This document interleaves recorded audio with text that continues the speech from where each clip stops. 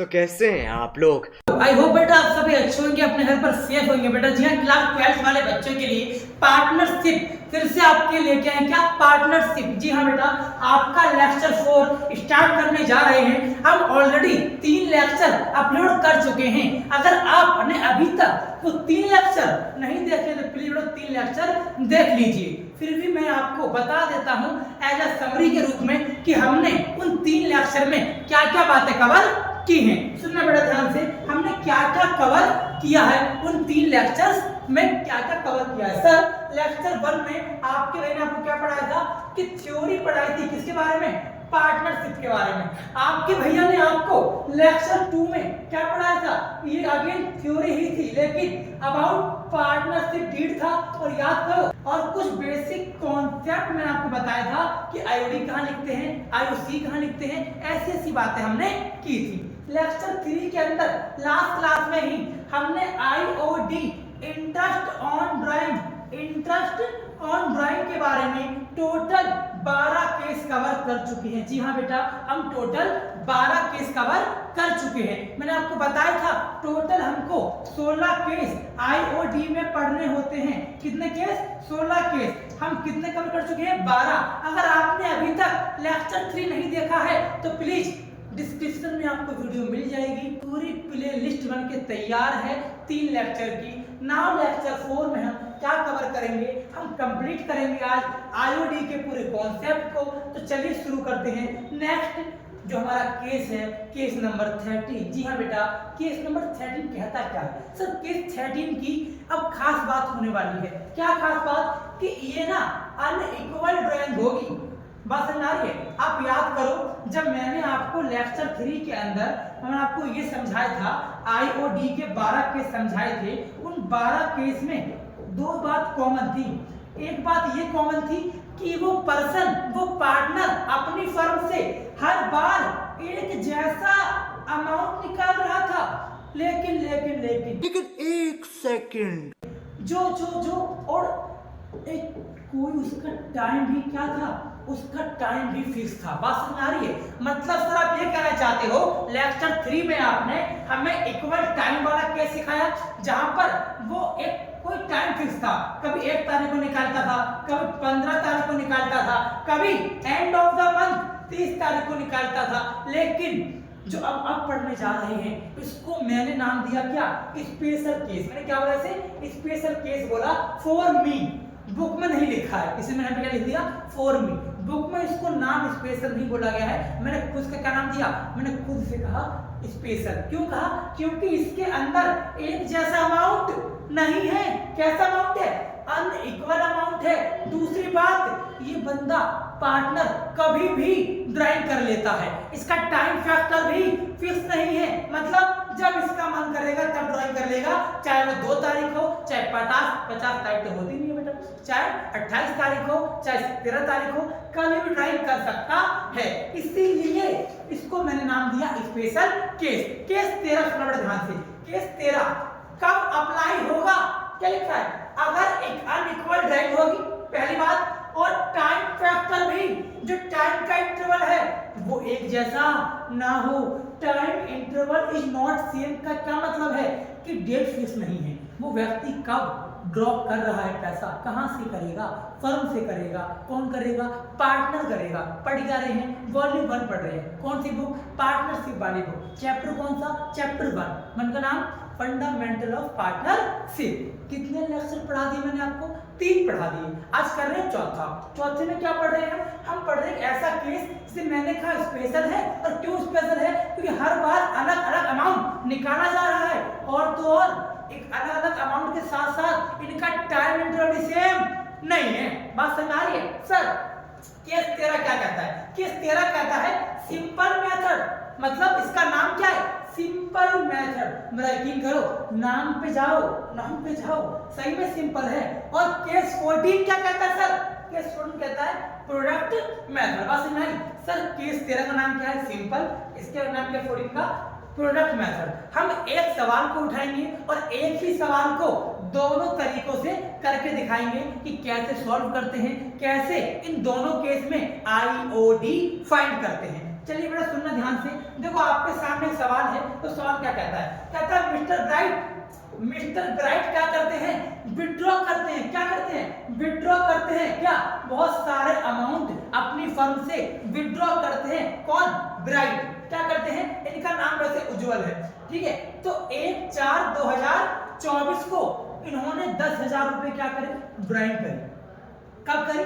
1 अप्रैल 2024 को। फिर क्या हुआ? अब देखो 1/10 को कर दिया, जबकि इक्वल वाले केस में ऐसा नहीं था। वो प्रॉपर एक डेट के साथ करते थे, कभी 1 तारीख को, कभी 15 को, कभी 30 को। लेकिन यहाँ पर अचानक से महीना 10वां आ गया। बात चलने पड़ रही है, इसीलिए यहाँ पर केस 13 अप्लाई होगा, क्योंकि केस 13 टाइम इंटरवल सेम नहीं है। और सुन, 13 तो अमाउंट भी सेम नहीं है। पहले 10 निकालता है, फिर 12, फिर 8, फिर 6, फिर 6। इसी केस को हमने क्या नाम दिया? स्पेशल केस कहा। यानी इसे सिंपल वाले तरीके से सॉल्व किया जाएगा। इसको सॉल्व करने के 2 तरीके हैं, सुनना बड़ा ध्यान से। कैसे सॉल्व करना है? क्वेश्चन पहले पढ़ा। क्वेश्चन क्या है? 1/12 को निकाला इतना रुपया, 1/3 को निकाला इतना रुपया, 31/3 को निकाला इतना रुपया। तो क्या लिखा है? वो कहता है calculate interest on drawing. Calculate interest on drawing. कब? अगर रेट आपको गिवन है। कितना गिवन है जी? आपको 10% आपको रेट गिवन है। आपको सर 10% रेट गिवन है। और पर एनम क्या लिखा है? एंड कब हो रहा है? 31 मार्च 2025 को हमारा साल खत्म हो रहा है। बात चले पड़ी, हमारे साल का खत्म हुआ 31 मार्च 2025 खत्म हुआ। ये सारी इंफॉर्मेशन हमको गिवन है। अब सुनना, करना क्या है? इसी क्वेश्चन को छाप दो, मतलब इस डेट को उठा के ऐसा का ऐसा ही लिख दो। देखो सॉल्यूशन, इसको उठा के ऐसे लिख दिया, ड्राइंग को उठा के ऐसे लिख दिया। अब देखेंगे मंथ, क्या निकालेंगे? मंथ कि कितने महीनों का यूज हुआ है। याद रखना कितने महीनों का यूज हुआ है। सर 1 अप्रैल 2022 से लेके 1 साल खत्म होगा तो कितने महीने हो गए? 12 महीने। बात चलने पड़ रही है। सर 1/10 से लेके 1/10/22 है, और कहां तक जाना है? 31 मार्च 23 तक। तो देखो 1 तारीख है ना, 10वां महीना पूरा, 11वां महीना, 12वां महीना और 3 महीने जनवरी, फरवरी और मार्च, यानी टोटल 6 महीने हो गए। बात समझ आ रही है मेरी? आगे सर 1/12 को ड्रॉ किया, 1/12 से कितने महीने हो गए? पूरा 12 महीना, पहला महीना, दूसरा, तीसरा और 4 तो हो गए ना। यहाँ पे क्या लिख दिया मैंने? 4। बात समझ आ रही है? इस तरीके से हम क्या करने जा रहे हैं? हम सर मंथ काउंट कर रहे हैं कि कितना पैसा निकालने में उसे कितना टाइम पीरियड लगा। सर 1 मार्च को ड्रॉ किया। कब ड्रॉ किया? 1 मार्च को ड्रॉ किया, और 1 मार्च को ड्रॉ किया तो कितना आया सर? तो आपका 1 महीना आ गया। बात समझ आ रही है? अब क्या कह रहा है क्वेश्चन कि सर अगर 31 मार्च को विड्रॉ करता है, अगर 31 मार्च को विड्रॉ करता है तो महीना ही नहीं आया, तो एक भी महीना नहीं आया, तो आपको यहाँ पर 0 नहीं लिखना है, यहाँ पे डैश का सिंबल लगाना है। बात करने पड़ी यहाँ तक। इसके बाद देखो हुआ क्या। इसके बाद क्वेश्चन क्या कहता है कि सर इंटरेस्ट कैसे निकालेंगे? बहुत सिंपल काम है। देखो ये ड्राइंग का अमाउंट है, इसे मैं कहता हूँ टोटल ड्राइंग। क्या कहता हूँ? Total drawing. याद कराओ मुझे, IOD का हमने फॉर्मूला क्या पढ़ा था? बताओ। बहुत बढ़िया, टोटल ड्राइंग। आगे हाँ बेटा तुम बताओ क्या? अच्छा, रेट ऑफ इंटरेस्ट, और आगे एवरेज। बहुत बढ़िया, एवरेज पीरियड। ये हमारा फॉर्मूला था। क्या? टोटल ड्राइंग इनटू में ROI इनटू में, ओए बस सुन ले यार ध्यान से, शांत बैठ जाओ यार, ठीक है। ROI इनटू में एवरेज पीरियड। तो सर ये फॉर्मूला है। अब यहाँ पर हमें टोटल ड्राइंग गिवन है कितनी? 10,000। यहाँ पे रख दूंगा 10,000। सर रेट तो क्वेश्चन में बता रखा था, भूल गए कितना था? लो देख लो कितना था। देखो रेट कितना गिवन है? रेट गिवन है आपके पास कितना? 10% पर एनम। यानी सर ROI कितना है? 10। यानी आप यहाँ पर लिखोगे 10,000, आप यहाँ पे लिखोगे कितना? 10% और इनटू कर दो किससे? एवरेज पीरियड से। सर ये कितना लेंगे?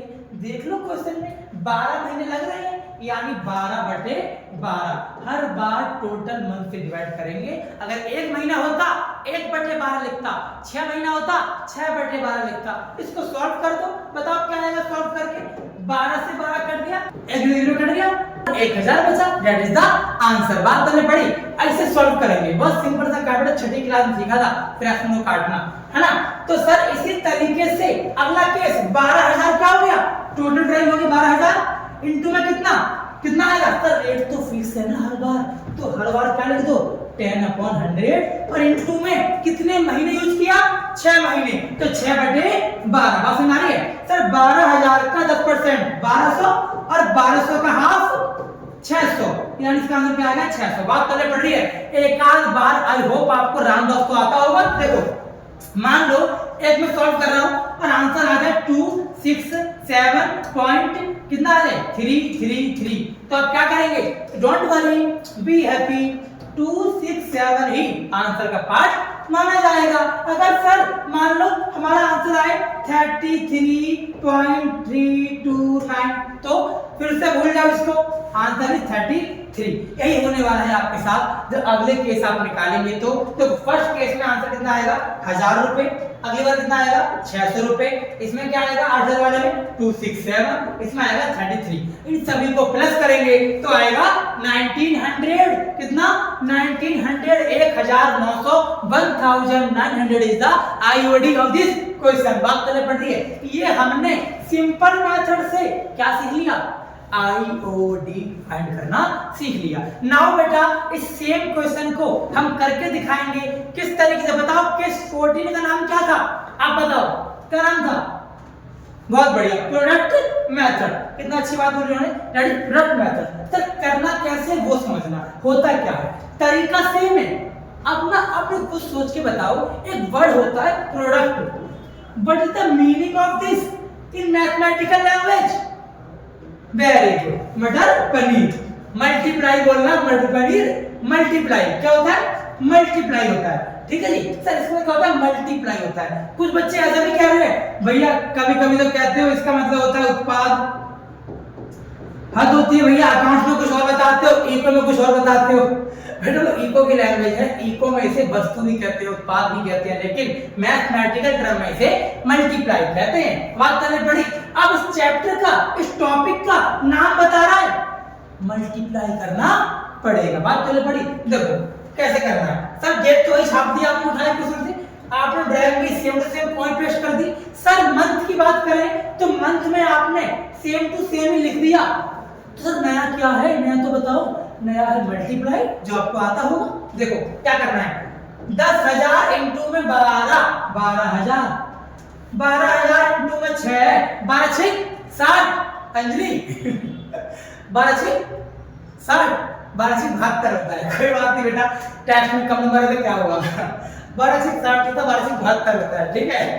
8,000 इंटू में 4 कितना आएगा 32,000, 4,000 इंटू में 1 4,000। तो आपने लास्ट वाले में दो क्यों लिखे माइनस, बेटा ये दो माइनस नहीं है, इसका मतलब क्या है कि सर अगर लास्ट में देखो ना 31 मार्च 2023 था, जाना था ना, इसी डेट से जाना था, इसका मतलब हमारे पास तो टाइम ही खत्म हो गया, यानी कि टाइम बिल्कुल है ही नहीं। फिर मैंने क्या लिखा, डैश आया। प्लीज आप लोग जीरो मत लिख देना, जीरो यहाँ पर आप नहीं यूज कर सकते। बात पहले पढ़ी, इन सभी को कर देंगे टोटल, टोटल तो यहाँ से क्या आएगा, आंसर आएगा 2,28,000। लेकिन सर आप तो कह रहे थे यहाँ से 1900 आएगा, सर 1900 कैसे आएगा, 1900 निकालने के लिए काम की बात है। क्या काम की बात है वो, तो काम की बात ये है, आपको पता होना चाहिए कि हर बार हम क्या करते हैं, 12 महीनों को बेस मानते हैं। क्या मानते हैं, 12 महीनों को बेस मानते हैं। इसका मतलब हर सर जब हर बार आप निकाल रहे थे आईओडी, तो मल्टीप्लाई कर रहे थे किससे, 1/12 से। अच्छा सर क्या अब इसको 1/12 कर दूं, नहीं, इसके अलावा रेट भी तो लोगे। बताओ आईओडी का रेट कितना था, रेट गिवन था क्वेश्चन में, कितना परसेंट, 10%। अब देखो निकालते कैसे हैं, बहुत सिंपल सा काम है। इतना करने के बाद 2,28,000 मल्टीप्लाई में क्या 10/100 से क्यों लिया, क्योंकि ये ROI था, रेट ऑफ इंटरेस्ट, किस चीज का, ड्राइंग का, किसका, ड्राइंग का, ठीक है सर। सर लास्ट में क्या लिया आपने, 1/12। सर 1/12 क्यों लिया, क्योंकि 1/12 हर साल में कॉमन होता है, अभी आप लिखा है, क्या लिखा है, 1/12 एज अ कॉमन, क्योंकि हर साल 1/12 1/12 ऐसे लिखूंगा ना तो उस बहुत सारे फ्रैक्शन से 1/12 को बाहर निकाल दिया तो कितना कॉमन आ गया 1/12। उसी कॉमन को यहाँ पे क्या कर दिया, मल्टीप्लाई कर दिया। बात पहले पढ़ी तो आंसर क्या आ जाएगा सर, 2,28,000 इंटू में 10% कितना आएगा 22,800 का 1/12 कर देंगे। 12 को 228 से डिवाइड करोगे तो आएगा 19, तो आंसर आ गया 1900 रुपए। यानी सर 1900 रुपए आपने दोनों तरीकों से हमें क्या निकालना सिखा दी, आईओडी निकालना सिखा दी।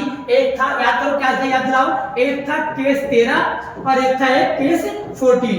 केस 13 मैंने क्या नाम दिया, मैंने केस 13 को बोला सिंपल मेथड, क्या बोला बेटा सिंपल मेथड। और सर आपने केस 14 को क्या बोला, इसको मैंने कहा प्रोडक्ट मेथड। सर क्या करते हैं फिर, सर मल्टीप्लाई करके जो भी आंसर आता है उन सभी आंसरों को प्लस कर देते हैं और प्लस करके जो भी आएगा उसे हम पुट करेंगे, देन इनटू कर देंगे किससे, रेट ऑफ इंटरेस्ट से। उसके बाद 1/12 कर देंगे और जो आपका आंसर आएगा उससे क्या निकल आएगा, उससे इंटरेस्ट ऑन ड्राइव निकल कर आ जाएगी। ये हमने केस 13 और केस 14 दो केस हमने सीख लिए। नाउ खत्म करते हैं बेटा केस 14 के बाद केस 15 को और केस 16 को। सर ये क्या कहता है, बहुत सिंपल सी बात कहता है, क्या अगर डेट गिवन ना हो, क्या लिखा पढ़ो, कह रहा है if date is not given in the question. अगर क्वेश्चन के अंदर आपको डेट ही गिवन नहीं है तो बहुत सिंपल सा काम करना है, जो एपी होता है ना, एपी क्या, एपी मतलब क्या, एवरेज पीरियड, वो आपको बाय डिफॉल्ट 6 महीने लेना है। क्या लेना,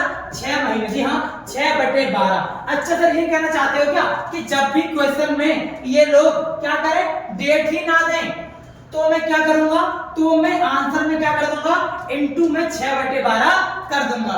टोटल ड्राइव तो लूंगा ही लूंगा और हम क्या लेंगे, ROI भी लेंगे और मल्टीप्लाई कर देंगे किससे बेटा, 6/12 से। आई होप आपको पहले पढ़ा होगा केस 15 वाला केस क्या कहता है। नाउ बेटा लास्ट केस क्या है, सुनना ध्यान से।